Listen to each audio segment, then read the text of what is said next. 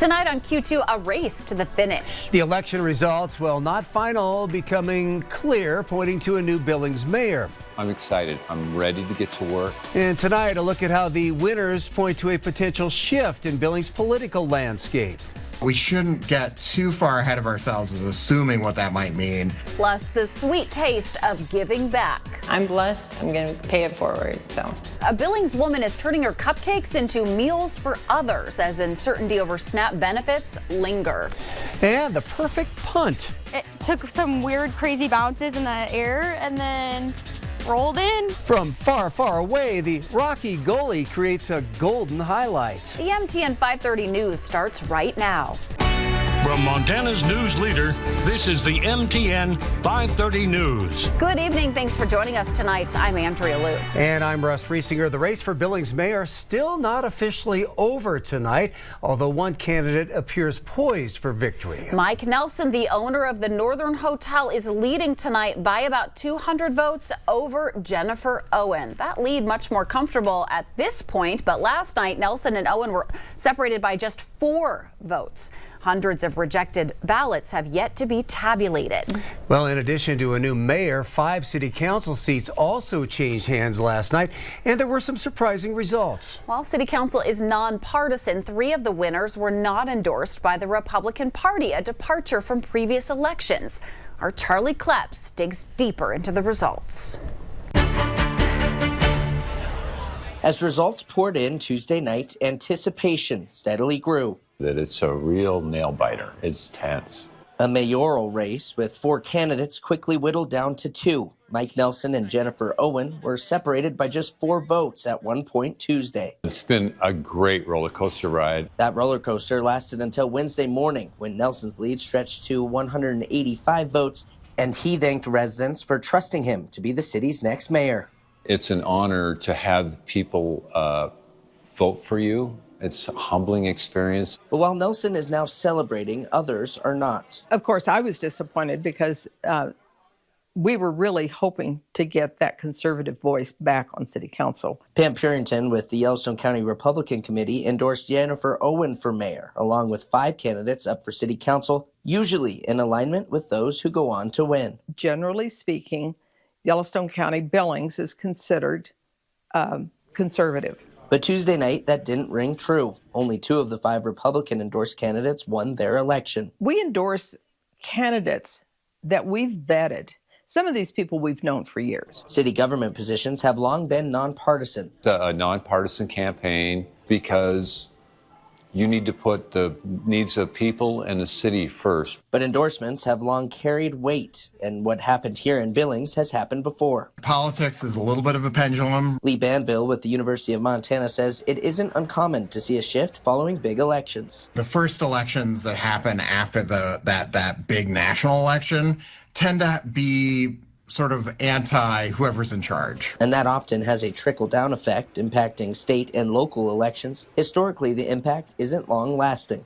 It's hard to draw a big sweeping conclusion. I certainly wouldn't project this any further ahead than maybe the next election. Regardless, Nelson says he's ready to serve. I'm excited. I'm ready to get to work. In Billings, Charlie Kleps, MTN News. Now, none of Yellowstone County's election results are final just yet. A new state law may be to blame. Yeah, voters were required to write their birth year on ballot envelopes, and that simple change led to hundreds of ballots being rejected. And now election officials are racing to verify those votes and make sure every single ballot is counted. Our Vanessa Willerton joins us now with where things stand at this hour. Thanks, Russ. Thanks, Andrea. I just spoke to our county elections administrator, Dana Cosby, who told me 678 votes will be tabulated on Monday. This means we are closer to a final count for officially calling that mayor's race.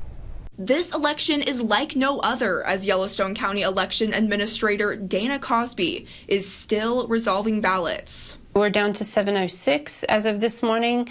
Our team has worked really hard to contact every single voter. Calling voters because their ballot has been rejected. It's missing their birth year. The majority of our voters who've come in after we have called them about the rejected status of their ballot have said, I just didn't see it. I didn't know, I didn't see it. And in this election, every vote counts. There are some races that are very close. The Billings mayoral race, the Laurel mayoral race, also very close. So those rejected ballots will have an impact. For a municipal election in Yellowstone County, the ballot rejection rate is usually 0.75%. But this election, that number more than doubled to 2.28%. For our office, it has meant that we've had to bring on extra people to make sure that we contact voters. And Billings is not alone. Election officials across the state are struggling to support voters, calling each one trying to ensure their vote counts. They have a lot of good company across Yellowstone County and across the state of people who also didn't see that on their ballot. The office will be tabulating resolved ballots Monday at 3 p.m., with official election results coming out on the 18th. If you want to know if your ballot was rejected or not, you can always look it up on the Montana My Voter portal. You'll key in your first name, last name, and your birth date, and check the status of your absentee ballot that way. In Billings, Vanessa Willardson, MTN News. Tonight, the White House is following a court order to tap billions from a contingency fund to keep SNAP benefits flowing. But when that money reaches families is still a mystery. Officials say it could take weeks or even months. The USDA says just $4.6 billion remain, enough to cover about half of the eligible households for a month. Last year, the average SNAP recipient got $187 a month. Families with kids received up to $574. Nearly 40 million Americans, including 80,000 here in Montana, are feeling the pinch from this funding freeze. Well, with each passing day, the situation for those affected can grow a little more dire. But now one Yellowstone County woman is using her business to help give back and feed the community. Our Matt Carmack spent the day with her as she's donating a portion of her November cupcake proceeds to a Billings food bank. It's hard to believe that Jean Larson has only been icing cupcakes for 6 months. It has just taken off like crazy. She owns the Frosted Garden, a small cupcake business she started in her own kitchen. I like my comfy, cozy kitchen. My husband built me a really nice kitchen, so right now it's working here. As sweet as these cupcakes taste, Jean says the act of giving is even sweeter. I'm blessed. I'm going to pay it forward, so. It's why she's donating a portion of her November proceeds to a Billings food bank, because every family deserves the sweetest holiday season. So I just like giving back. I know that people are really suffering right now and trying to find a way to feed their families. We're going with the worst case scenario and hoping for the best. One 6-pack of Jean's cupcakes is $20. If she were to donate that to a food bank, she could help provide 80 meals to families in need.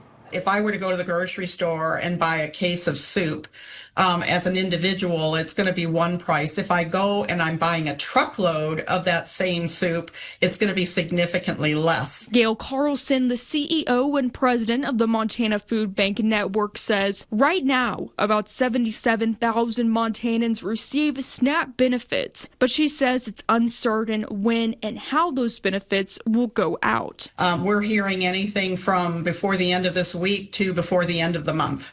So we're just making sure that they're okay now and being able to accept food over the next couple of weeks as more product comes into us. But for the month of November, Gail and Jean remain optimistic about the community's ability to give back in these uncertain times. We're watching out for our neighbors. Montanans are incredibly generous. I know people have helped us, so it's time to give back if you can. In Yellowstone County, Matt Carmack, MTN News. Tonight, Governor Greg Gianforte is putting his money where his mouth is, donating a quarter of his salary to help feed Montanans in need. Just last week, the governor said that while SNAP benefits are vital, Montana can't fund a federal program without federal reimbursement. The money is going to the Producer Partnership, a Livingston-based nonprofit turning locally raised livestock into meals for families struggling during the federal SNAP funding freeze. His office blames Washington gridlock, saying Democrats failed to pass a bill to keep the program running. With SNAP benefits in limbo, KTVQ Family Service and Master Lube stepping up once again for Turkey Tuesday outside our Q2 studios. This Billings tradition is back for its 31st year, running next Tuesday from 6 a.m. till 7 p.m. Just swing by with that frozen turkey, those non-perishable food items, or an unwrapped toy.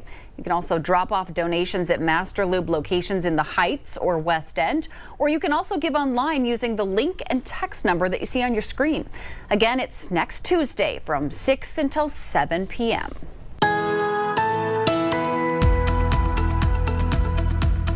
It's some changes coming. Well, it's fall and early winter. We start seeing these kinds of changes. More windy periods over the course of the next few days, especially coming off the mountain foothills and through tomorrow. Some of those wind gusts in the mountain foothills, 60+ miles per hour. We'll also be looking at some chilly locations, but that will be mainly into the eastern plains of Montana. Some places may not make it out of the 20s, and that could come with some snow for the mountains and the plains. Details coming up. Federal government shutdown is now in its 36th day, making it the longest in U.S. history. And it's followed by one during President Trump's first term. At the White House breakfast meeting, President Trump pressured Republican senators to scrap the filibuster rule that requires 60 votes to advance most legislation. Senate Majority Leader John Thune says the votes aren't there to change that rule, though, without Democratic votes. It's time for Republicans to do what they have to do, and that's terminate the filibuster. It's the only way you can do it. And if you don't terminate the filibuster, you'll be in bad shape. We won't pass any legislation.